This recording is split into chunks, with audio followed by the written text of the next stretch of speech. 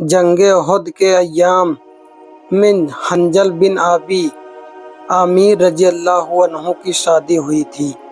جس رات آپ اپنی دلہن کو بیاہ کر لائے، اسی رات حضور صلی اللہ تعالیٰ علیہ وسلم کی طرف سے منادگی ہوئی کہ کفار مکہ مدینہ منورہ پر حملہ کرنے والے ہیں، ان کے مقابلے کے لیے میدان جہاد میں چلو۔ حضرت حنظل رضی اللہ عنہ باوجود یا کہ نوجوان تھے اور شادی کی پہلی شب تھی، مگر حضور صلی اللہ علیہ وسلم کی طرف سے اعلان جہاد سن کر سب کچھ بھول گئے اور اپنی دلہن کو بھی نظر انداز کر دیا۔ میدان جہاد میں چلنے کے لیے اٹھ کھڑے ہوئے اور اس مہاویات کے عالم میں آپ کو اپنے غسل کرنے کی ضرورت بھی یاد نہ رہی۔ اسی حال میں مرکۂ جنگ میں تشریف لے گئے اور اسی دن حضور صلی اللہ تعالیٰ علیہ وسلم کے سامنے شہید بھی ہو گئے۔ جب لڑائی ختم ہوئی تو شہداؤں کی لاش جمع کرنے کا حکم نبوی ہوا۔ سب لاشیں مل گئی مگر حضرت حنظل کی لاش مبارک نہ ملی۔ یکایک حضور صلی اللہ علیہ وسلم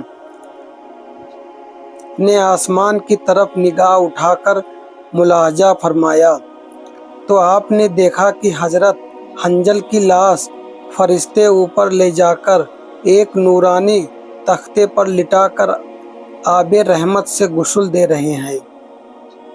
اسی دن سے آپ کا لقب غسل ملائکہ ہوا۔ صحابہ کرام رضی اللہ عنہ نے حضور صلی اللہ علیہ وسلم کے ارشاد پر دنیا کی ہر چیز کو قربان کر دیا اور حضور صلی اللہ علیہ وسلم سے بڑھ کر انہیں کوئی چیز عزیز نہ تھی، اور وہ اللہ کی راہ میں قربان ہونے کے لیے ہر وقت تیار رہتے تھے۔ اللہ تعالیٰ کو بھی صحابہ کرام سے بڑا پیار تھا اور فرشتے بھی صحابہ کرام کے خادم تھے۔ قدسیہ کے بارے میں عداوت رکھے کس قدر گمراہ ہے، اور یہ بھی معلوم ہوا کہ ہمارے حضور صلی اللہ علیہ وسلم کی نگاہ عالی ایسی ہے، چیزوں کو بھی دیکھ لیتے ہیں جن چیزوں کو دوسری آنکھ نہیں دیکھ سکتی۔ حضرت عبداللہ بن حجاج رضی اللہ عنہ نے غزوہ احد میں حضرت سعد بن ابی وقاص رضی اللہ سے کہا کہ اے سعد، آؤ مل کر دعا کریں۔ ہر شخص اپنی ضرورت کے مطابق دعا کرے اور دوسرے آمین کہیں۔ پھر دونوں حضرات نے ایک کونے میں جا کر دعا کی۔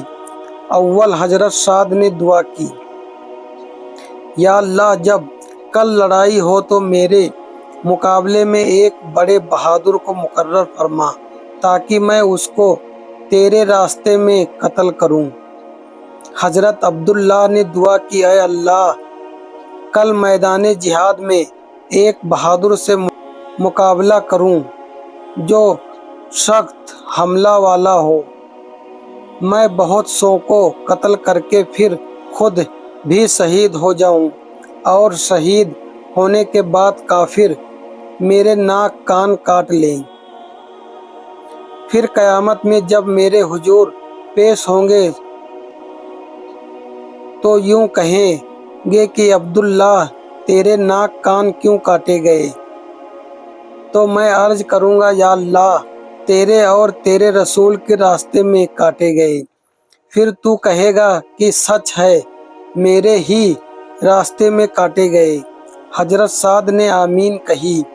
دوسرے دن لڑائی ہوئی تو دونوں حضرات کی دعائیں اسی طرح قبول ہوئی تھیں۔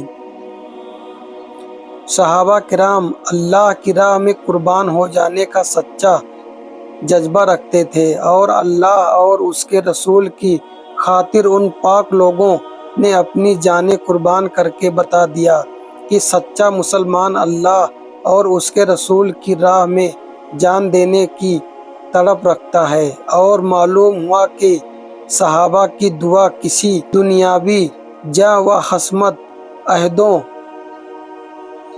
احکامات کے لیے نہیں بلکہ شہادت کے لیے ہوتی تھے، یعنی اللہ کی راہ میں مرتے تھے اور مارتے تھے۔ اللہ کی راہ میں مرنا اور پھر بچ کر غازی بن جانا یا مار کر شہید ہو جانا، یہ کمال ہے۔